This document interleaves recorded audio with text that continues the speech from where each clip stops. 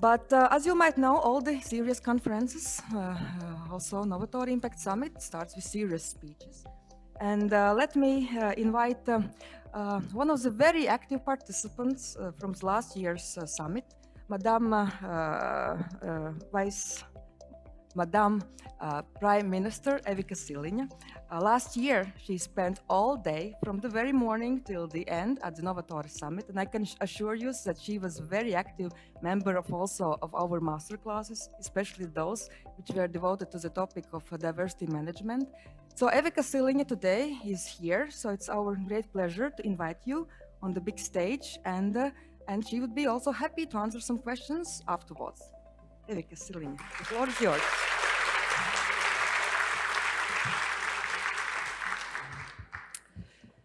Hello, ladies, queens of your own life, dear guests, gentlemen. Yes, last year I was a welfare minister, and I tried to just skip unnoticed into your working classes because it was really my pleasure to see, to hear, to enjoy what you are all were negotiating, discussing, and I learned a lot. And since that Novatore Summit, some changes has been already made in my life, and that's why I'm standing here in a different position. And I feel really hopeful today and proud among so many strong and powerful leaders, women leaders, in their own fields of influence. And each of you has your own ability to make positive impact of what you are doing. And you know the best what you are doing. You have your own unique strengths, experiences. And in last summit, I remember there was one special discussion on a stage and afterwards in a working class where equality in leadership was really explained in a way I can trade it and sell it to other leaders, to men, saying that diversity is not just because of human rights. We usually used to think about. But leadership is really about diversity, of being more powerful, of making more comprehensive decisions. If you are a company or you are a leader of the state, you can make more comprehensive, better decisions if those are made not just by one gender, but by both of them. And not just by gender, but by age, profession, differences. So it's really, really important if you want to expand, if you want to grow, it is really important to have these diversities on place. And if I'm looking at our journey toward equality in Latvia, I am grateful for the progress we have made, from earning recognition from World Bank for our equal legal rights, for seeing more women in leadership and STEM fields. There's much to celebrate. And yes, women in leadership, as well as prime ministers. We are 3 Baltic prime ministers, and there is not so many leaders in European Council Summit when we meet, where the main decisions of Europe made. We are only 4 women, and sometimes you can feel the difference. I would enjoy more sisterhood in that room, but we can. But we cannot ignore the challenges we still face in Baltics, in Latvia as well. Gender disparities, wage gaps, as mentioned before, and lack of representation in decision-making positions are real issues that affect women across our country. These aren't just numbers, they're real people and real experiences. And as a woman, leader and mother, I have faced obstacles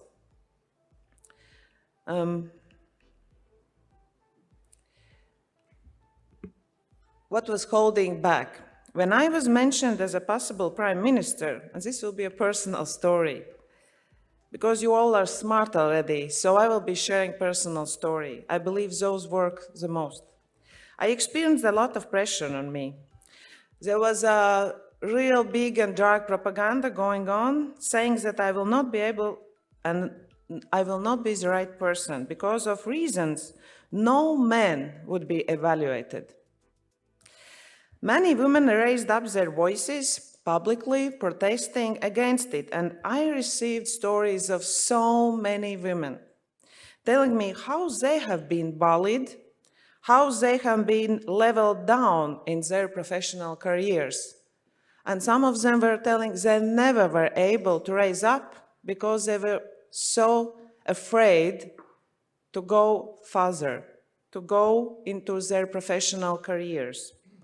And going through that Black campaign against me, I clearly understood that we, as women, are capable of fighting not for our country, families, and our careers, but we are able to have a strong sisterhood with each other, and we have to fight for each other.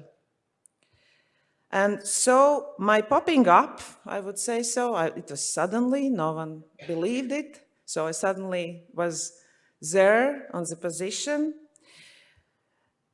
It gave me and other women the possibility to have a hope and faith that they can be the best leaders in their own field of interest. And I decided, if I can do it, I have to show those other women they can do it. But together, we even can do more. And to be not just equal, but to be honored for what we really are.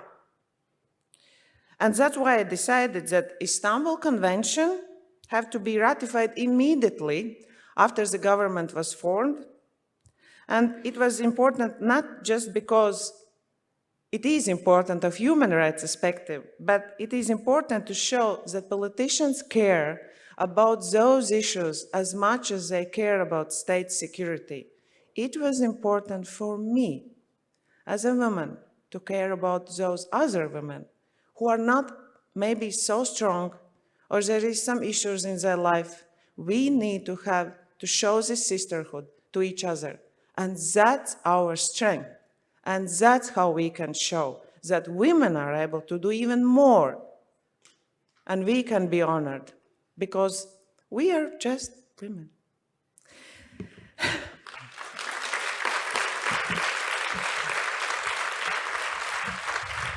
I put some words down because sometimes I also can get emotional. And this is also one of the things women in leadership sometimes shows that they have no emotions. But you know, when we are truly what we are, and sometimes also emotional, it really works, especially in politics. So thank you.